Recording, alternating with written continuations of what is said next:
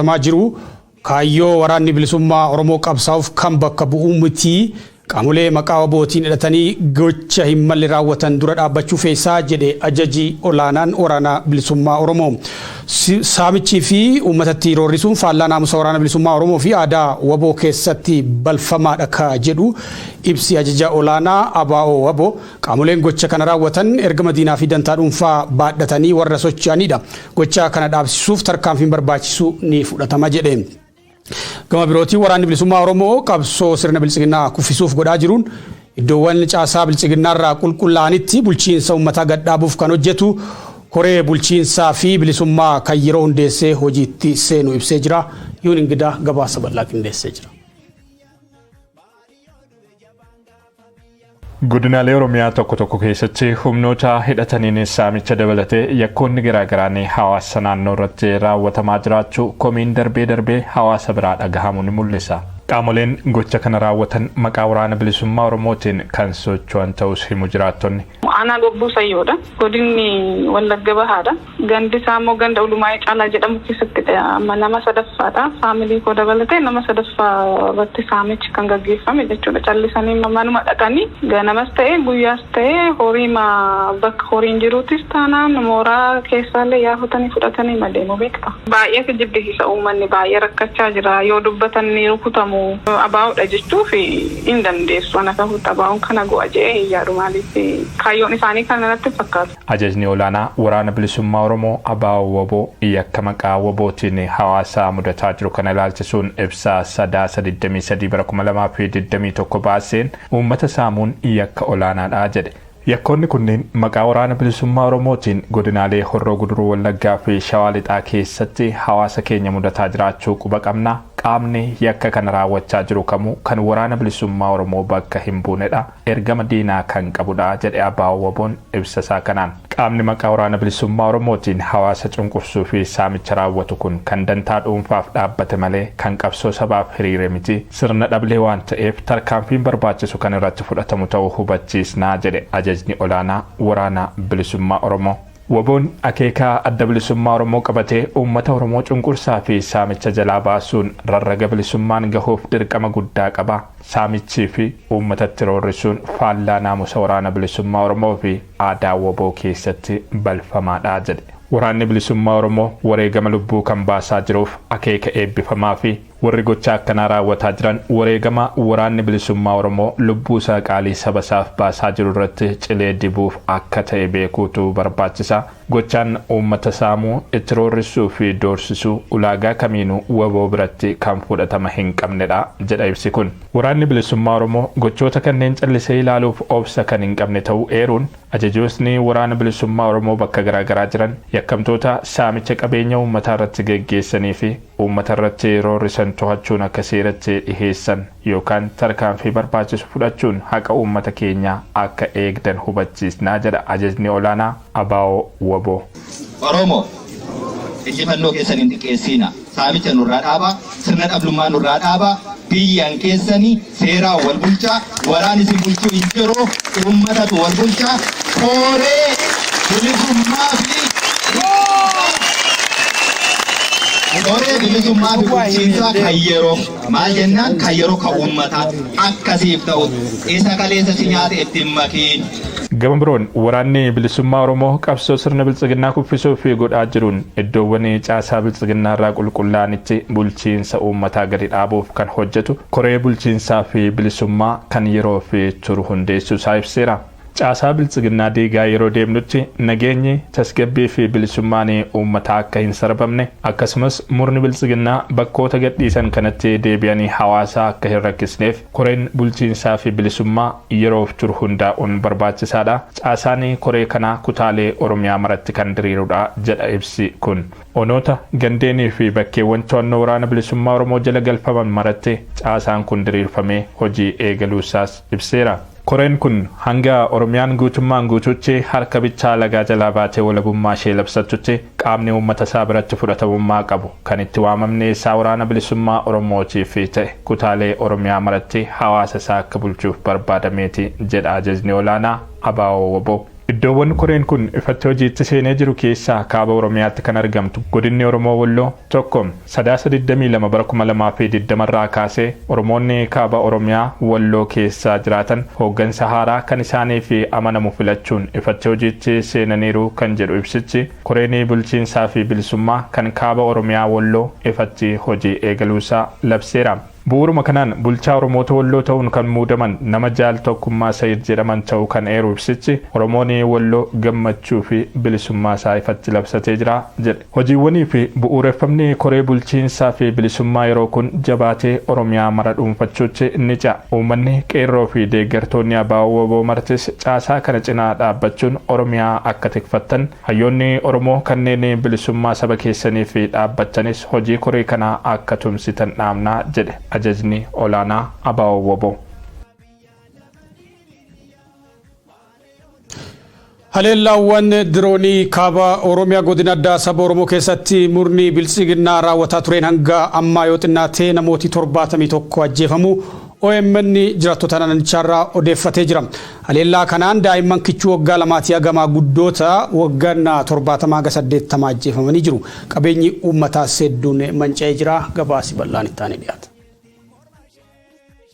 Kamisee baatee Arxummaa Fursii Caffaa Roobit Caffaaruu keessaa Garbii Makkannaa Luugoo Mataa Horaa Qabbanaa Jawwahaa Burqaa Garbii fi Shaakallaa iddoowwan jedhaman iddoowwan murni biyya bulchuu irra deddeebiin haleellaa diroonii irratti raawwate keessaa isaan muraasa. Magaalaa guddoo godinichaa Kamisee kan marsaawwan 4 haleellaan irratti raawwatame dabalate lafa godina addaa saba Oromoo haleellaa diroonii kanarraa fi maqaa dha'uun rakkisaadha. Kamisee marsaa 4 ol rukutee Garbii iddoo jedhamu yeroo 2 ol Shaakallaa bakka jedhamu yeroo 2 ol akkasuma magaalaa baatee yeroo 3 ol baatee ganda mootii yeroo 1 ol akkasuma baatee ganda Qarsaa jedhamu yeroo 1 ol baatee ganda Shari'aa jedhamu yeroo 2 ol akkasuma ganda Burqaa baatee jalatti kan argamtu yeroo 2 ol magaalaa Qalloo kan jedhamtu Kamisee jalatti kan argamtu yeroo 2 ol rukutee magaalaa Cirratti Aanaa Arxummaa Fursii keessatti kan argamtu yeroo 3 ol achitti masgiidas barbadeessee beetakiristaanis barbadeesseera namoota hedduus miidhee Caffaa Roobit marsaa 8 olitti deddeebi'ee haleellaa dirooniitiin dhahee namoota hedduus fixeera akkasuma Caffaa Rukeessa bakka jedhamu yeroo 2 ol rukutee qabeenya jiruu fi horiiwwan hedduus lubbuu namaas galaafatee bakka Jaarraa jedhamu ganda Jaarraa yeroo 2 ol rukutee akkasuma Sadeen Makkannaa guutuutti ganda Sadeen Makkannaa jalatti kan argamtu Arbaa Waayyuu marsaa 5 ol rukutee guutuutti barbadeessee akkasuma Sadeen Makkannaa jalatti kan argamtu ganda Xurusiinaa jedhamtu yeroo 2 rukutee Gooroo Bordogee kan jedhamtu immoo jalatti kan argamtu yeroo 1 rukutee Luugoo yeroo 1 rukutee Odaa Diimaa yeroo 1 rukutee Mataa Horaa bakka jedhamu yeroo 1 ol rukutee Qabbanaa yeroo bakka jedhamu akkasuma yeroo 1 ol kan rukutee Luugoo Burqaa Bunaa yeroo 1 ol rukute jechuudha. Magaalaa Sanbatee yeroo 5 ol Jawwahaa yeroo 2 ol Baalchi yeroo 5 rukutee iddoolee amma lakkoofne kana itti deddeebisee marsaa 55 ol haleellaa dirooniitiin Walloo rukuteera. Haleellaawwan marsaa 55 godina kanarratti xiyyeeffataniin namoonni nagaa lola keessaa hirmaannaa tokkollee hin qabne 71 ajjeefamanii jiru jiraattonni achirraa bilbilaan dubbifne. Namni hanga ammaa du'ee ragaa harkaa qabnu maqaadhaan kan du'ee dhabameeru jiraa fi jiraatuu dhabuu shakkii malee jechuudha kan adda baafanneerru nama 71 gaheera lubbuun namaadhaa. Daa'imman waggaa 2 kaasee haga maanguddoota ganna 90 namoonni qaama hir'uu dhumanii jiru. Waan awwaalame keessatti manduggoo ganna 70 ganna 60 ganna 90 daa'immanii fi kichuu akkasumas agartee nama qaama irrataadha kan manaa wajjin achumaan gubate magaalaa keessatti. Sababa kanaan qe'ee fi qabeenyi maatii hedduun manca'ee jira.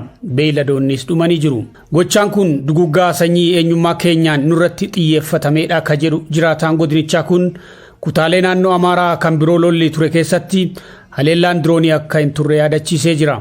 Hawaasi Oromoo kutaalee addunyaa garaagaraa irra jiru akka sagalee nuuf ta'u jechuun gaafatu jiraattonni godinichaa.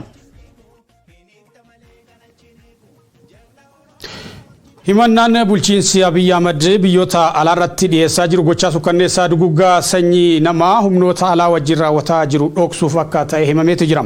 Waraanni Bilisiginnaa erga Tigraay keessaa mo'amee bahee asitti qajeelfama mataa Bilisiginnaa irraa kennameen balaaleffannaan Ameerikaa fi biyyoota dhiyaarratti oofamaa jiru. Rakkoo keessoo sirnichaatti babal'ataa dhufe dhoksuu fi yakka sukkanneessaa tumsa biyyoota alaa wajjin taasifamee lammiilee biyyattii irratti raawwatamaa jiru gara dabarsuuf akka ta'e dubbatamaa jira. Abiy Ahmed waggaa tokko oliif karaa kallattii fi naannawaadhaan biyyoota hedduurraa gargaarsa meeshaa waraanaa guguddaa fudhateen uummata Tigraay, uummata Oromoo, Qimaantii fi Gumuzii irratti duguggaa sanyii raawwataa akka turee fi yakkoonni kunis qaama walabaatiin akka qorataman dhaabbata mootummoota gamtoomanii dabalatee dhaabbilee mirga namoomaa baay'een gaafataa jiru. Himannaa fi duulli maqaballeessi Abiy Ahmed Ameerikaa fi biyyoota Awurooppaa tokko tokko irratti taasisaa jiru tooftaa yakka sukkanneessaa humnoota alaa wajjin uummata Itoophiyaa irratti raawwataa jiru kan dhoksuu fi uummata burjaajessuudha akka jedhan beektoti qabatamaatti garuu sirna Bilisiginnaa malee mormitooti sirnicha gargaarsa alaa argachuun isaanii tokkollee waan mirkanaa'e miti jedhu. Sirni Bilisiginnaa mootummaa Shaabiyaa wajjin ta'ee lammiilee isaa irratti yakka sukkanneessaa addunyaan sagalee tokkoon balaaleffate raawwatee jira akka jedhan beektonni dhimmicha itti dhiyeenyaan hordofaa jiran kunis gantummaa guddaa sirnichi uummata biyyattii irratti raawwatee fi seenaa keessatti illee mul'atee hin beekne ta'uu dubbatu.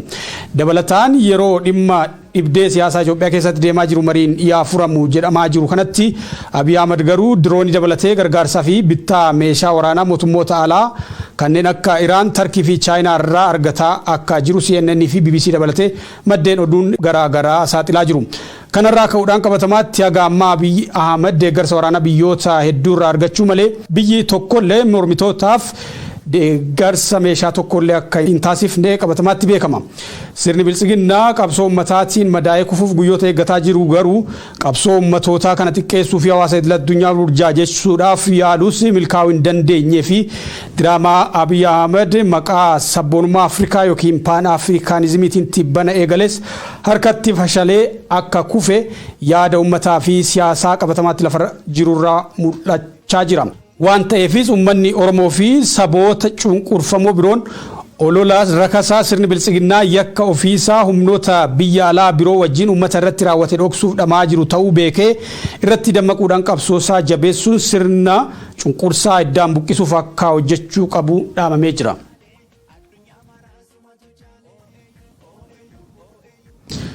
Waraanni humnoota waloo waraana bilisummaa Oromoo fi TDF magaalaa Dabra Siinaa to'achuudhaan gara magaalaa Dabra Biraanitti qajeelaa akka jiran beekamee jira. Magaalaa Baateetti immoo sirni Bilisiginnaa uummata nagayaa irratti haleellaa xiyyaaraa taasisaati jira. Haleellaa qindaa'aa waraana Bilisiginnaa fi humnoota finxaaleeyyii Amaaraa irratti fudhatameen guutummaatti magaalaa Dabra Siinaa fi naannoo ishee to'ate waraanni humna waloo ittisa Tigraay fi Waboon imala isaaniitti ufuudhaan gara magaalaa Dabra Biraanitti qajeelaa akka jiran maddeen keenya naannichaarraa beekuun danda'amee jira. Lolli kun taasifamaa akka jiru magaalaa Dabra Siinaa darbuudhaan gaarreen lafa tarsiimoo loltummaa ta'an keessatti ta'uu kan himan maddeen keenya waraanni Bilisiginnaa kallattii ba'aa fi kaaba ba'aatiin lolaa ture baqatee gara magaalaa Dabra Biraanitti faffaca'uusaa dabalanii himanii jiru. Yeroo ammaa caasaan bulchiinsaa magaalaa Dabra Biraanitti guutumatti diigamee uummannis yaaddoo keessa waan galeef magaalatti gallakkisee bahaa jira. Dabballoonni Bilisiginnaa immoo baankiiwwan hunda keessaa maallaqa callaa baasuudhaan gara bakkoota birootti sochoosaa akka jiran dhagahamee jira. Oduu biraatiin ammoo waraanni Bilisiginnaa uummata magaalaa Baatee irratti haleellaa xiyyaaraa taasisaa jira. Haleellaa xiyyaaraa kanaanis lammiileen nagaa hedduun magaalattii keessatti kan miidhaman yoo ta'u tarkaanfiin sirna Bilisiginnaa kunis abdii kutannaa sirnichaa agarsiisaa jedhamaa jira. Adda waraanaa hundarratti mo'amaa akka jiru waraanni Bilisiginnaa tibbana Abiy Ahmed dabalatee yaalii xumuraa uummata kakaasuu fi irbaata rasaasaa taasisaa jiraachuun mul'ataa jira.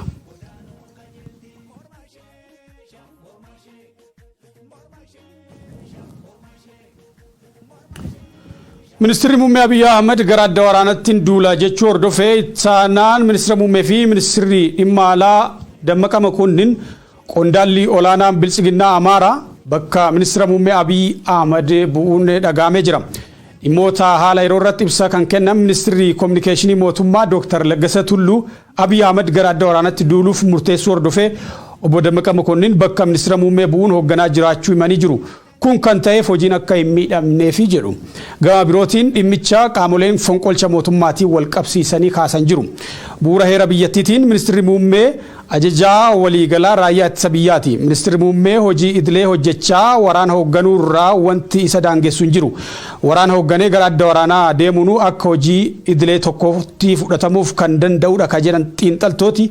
Abiy Ahmed nan duula jechuu hordofee adeemsa dammaqaa mokonnin ittiin bakka buufaman irratti shakkii qabaachuu eeraa jiru. Wal waraansa biyyattii keessatti deemaa jiruun keessumaa erga humnooti Tigraay injifannoo jajjabaa gonfatanii godinaalee naannoo Amaaraa to'atanii asitti keessoo bilchiginnaatti qoqqoodinsi jabaan akka mul'atu keessa beektonni ni himu. Haalonni yeroo ammaa mul'atanis bilchiginnaan Amaaraa yeroofis ta'u fonqolcha aangoo raawwachuu akka danda'u agarsiisaa jiru. Halkan kaleessaa sochiin waraanaa adda ta'e Finfinnee keessatti mul'achuu namoonni garaagaraa gama miidiyaalee hawaasaatiin barreessaa turan. Damee tikaa biyyattii dabalatee aangoo jajjaboo haalota jijjiiruuf danda'an to'annoo qondaalota bilchiginnaa Amaaraa jala jiraachuun ni beekama. Carraaqqiiwwan araaraa fi dippiloomaasii waraana Itoophiyaa irratti godhamaa jiran haala lafarraa mul'atuun deebi'anii dukkanaa'uu akka malan yaaddoo qaban himan. Ergamaan addaa United States kan gaanfa Afrikaa Jeffrey Feltman.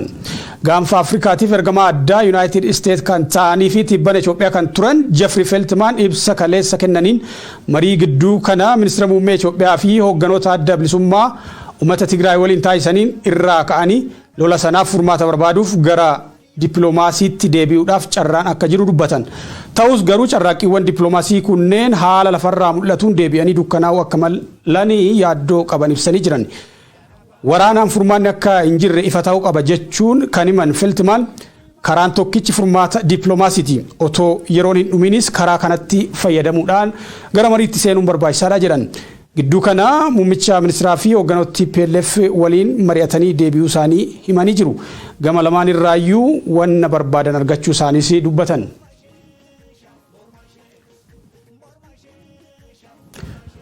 Lola Itoophiyaa keessatti deemaa jiruun nageenya hojjettoota koo na yaachisee jira ka jedhu dhaabbati mootummoota gamtooman UN maatii hojjettoota isaa akka idil addunyaa Itoophiyaa keessaa baasuuf yoo murteessu biyyoonni hedduunis lammiileen isaanii hatattamaan Itoophiyaa keessaa akka ba'an gochaa jiru. Ameerikaa, UK, Raashiyaa, Kanaadaa fi Tarkii faan illee bifuma wal fakkaatuun lammiileen isaanii akka Itoophiyaa keessaa ba'an kan gaafatan yoo ta'u biyyooti lixaa lama jechuunis Jarmanii fi Firaans dubbiin kana caalaa osoo hin hammaatiin dafaatii ba'a jechuun lammiilee isaaniitiif waamicha godhanii guyyoo hariyoo gabaasa bal'aa qaba.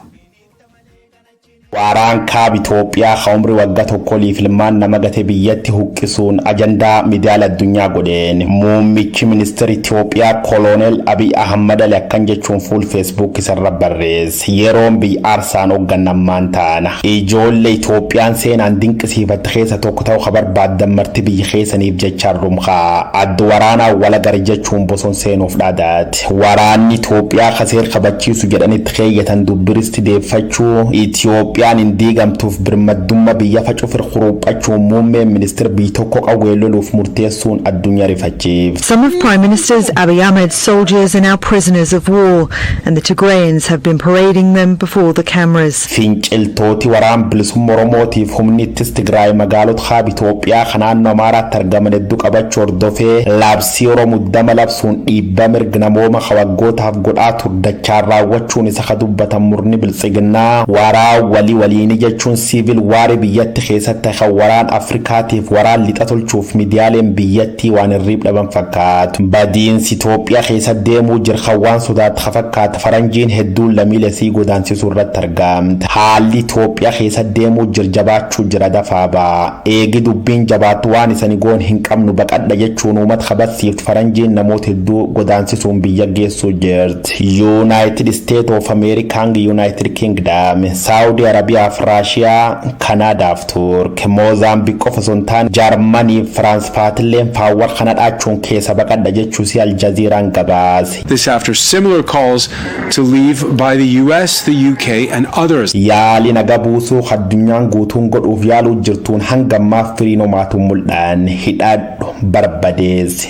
duule ijjeesiif hawwaaliin dhaadannoo biyya Itoophiyaa gitaate waggaa lakkoofsisuu jirti nageenya hojjettoota xiyyaana yaachis hajet dhaabbati biyyoota gamtoomanii United Nation maatii hojjettoota miseensi dila addunyaa dhaabbaticha Itoophiyaa jiran cuuf baasuuf qophii ta'uusaa dubbi himaan dhaabbaticha Steven Duuriikii miidiyaatti rakkoon tokko dhalatti lammiilee Itoophiyaa keessa cabsee gurrachuuf qophii hajet biyyatti BBC faan Biriitaaniyaa loltoota 100 caalan Keeniyaa yoo qubsiiftu Ameerikaalleen akkuma hanumnoota adda jaba biyygaloo galaana Jibuutii bobbaasu rakkoon feetiyoo dhalattiin baasiin tiita Itoophiyaa jirti miidhamtu yookaan amreedi jechuu CNN barreessa. Meanwhile, more than 2 million Ethiopians have now fled their homes, with reports of human rights abuses on both sides. Rakkoo addunyaan lallabde dubbattan hedduu mootummaan Itoophiyaa sob jechuu waakkaata ambasaadaroota biyyootan ala keessuma Afrikaa bafagootiif Eeshiyaa irraa walitti qabuun dargaggooti gurmaanii magaala Finfinnee eeguu waan jiraniif wam tokkolleen sodaatina lafti nagaa hajedha mootummaan Abiy Ahmad sodaa addunyaan qabditan qulqulleessuuf bakka hedduutti intarneetiif malqunnamtii waan cufeef gaazixeessitooti yookaan qaamni walaba waan jedhan kan qulqulleessuu hin dandeenye.